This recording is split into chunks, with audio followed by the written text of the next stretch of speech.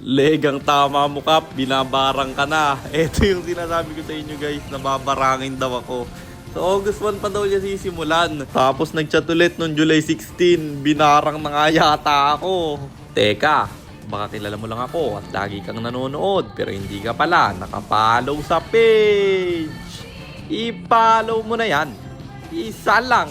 Ayaw pa. So, ayun, nandito na tayo sa pang 777 araw ng isang game kada araw. Digma na! Pero seryoso guys, ano ba counter sa barang? Hindi ko na alam gagawin ko. Takot ako. Ang lala kasi guys, naputol yung 71 win streak ko. Tapos may sakit pa ako ngayon. Hindi ko alam kung barang o karma na to eh. Comment nyo nga sa baba guys kung ano sa tingin nyo. Tama na sa kakupalan. Balik na muna tayo sa game. Lamang yung kalaban dito. Nakuha pa nila yung turtle. Pero may bawing gagawin sa gitna dahil sa sagasa. At yung carry, re-respo habang ako pe-plating dito sa top. Ganyan gawin nyo kapag Mia kayo guys. Huwag kayong sumama sa clash. Kasi nga wala pang damage to. Kailangan mo muna ng item. Sa late game ka na aasahan. At dito hindi tinamaan yung Freya ng sagasa. Pero babalik sila. Kaso lang naglalakad na. Na-aksidente ya. Buti na lang tumama yung martilyo. At nahuli yung tatlo. Bagsak agad sila. Ang kunat nga lang ng Leo. Mataba kasi yung Leo guys. Kaya ang hirap niyang patayin. Plus naka-ultimate pa. At kami pa nga ang napasama. 3 nakuha sa kalaban. Habang kami 4. Kaya lumamang pa rin sila. Buti na lang nanalo sa turtle fight yung kampe. Kaya sa amin na pumabor yung laban pre. Tapos iniwan pa nila yung gitna.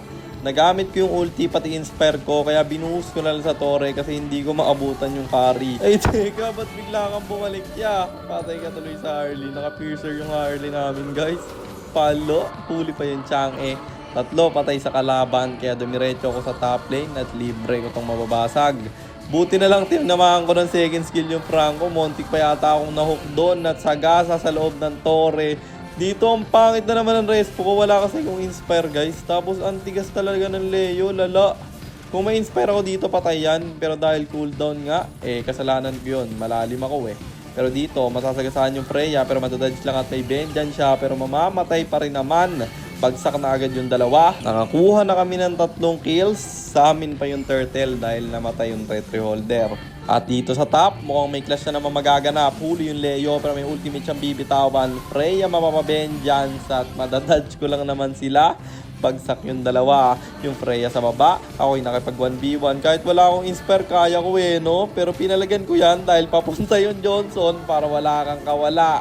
Huli pa dalawa nila. Mabubuhay nga lang at yung Kadita pa mapapasama. Pero may respong gagawin yung Harley. Napakaswerte lagi ng Leo guys Nabuhay pa dun, lala. Dito sisimula namin yung Lord at masyadong malayo yung Leo. Kaya kami na makakakuha na ito. Pero ilalaban pa ng XB. Kaya kami ay re-respo. Ulti ng Leo binitawan na. Ako'y tamang pre-hit lang. Kaso lang sinasalo ko yung ultimate ng Chang'e. Pero may sagasang gagawin yung Johnson pre. Bagsak agad mid nila. Ako'y mag-out kasi makunat yung Freya. Napa-vengeance pa siya. At sabi ko sa Johnson, ako na yung sasakay dahil meron na akong malefic gun. Sagasa sa gitna. Carry ang mahuhuli. Kahit hindi tumama yung panggagay, sobrang daya ng combo sa Mia. Tapos may pang-out ka pa kapag na-trap ka. Pero dito yung Leo maghahabol at siya pa yung mapapasama. Kung kanina kayang-kaya mo ko, may item na ako ngayon bro. Kaso lang may Freya, yun lang. Pero pagkabuhay na pagkabuhay, sumakay agad ako sa Johnson at carry na naman ang puntirya. Huli yung dalawa. Double kill aking makukuha at mayroong magaganap na clash dito sa gitna. Huli ulit yung dalawa. May ultimate pa akong pang-out at ang ganda ng Petri ng Johnson doon. May sagasa pang kasama. 4 bagsak sa kalaban. Paano mo yan dedepensahan? Mag-isa ka na lang. Ultimate ng Leo bibitawan. Pero ako dito, tamang clear lang. Sabay tower lock kasi pasok na yung minions at natapos ang laban. Kaya panalo na naman tayo. And ang standing na natin ay 686. 111, 686 wins, and 111 losses. Para naman sa mga bago lang at hindi pa nakakaalam, ang ginagawa po nating content tuwing 9 PM ay 1 game per day.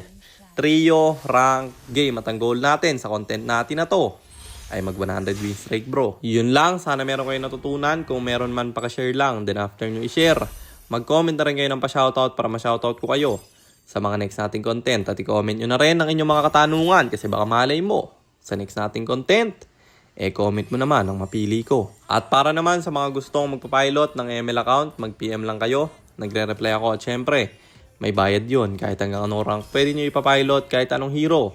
Pwede nyo ipaspam basta may additional payment pag magpapaspam kayo ng hero.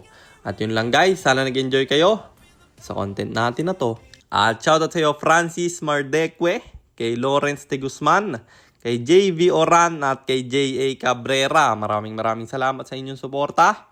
Mag-iingat kayo palagi. God bless. Paalam!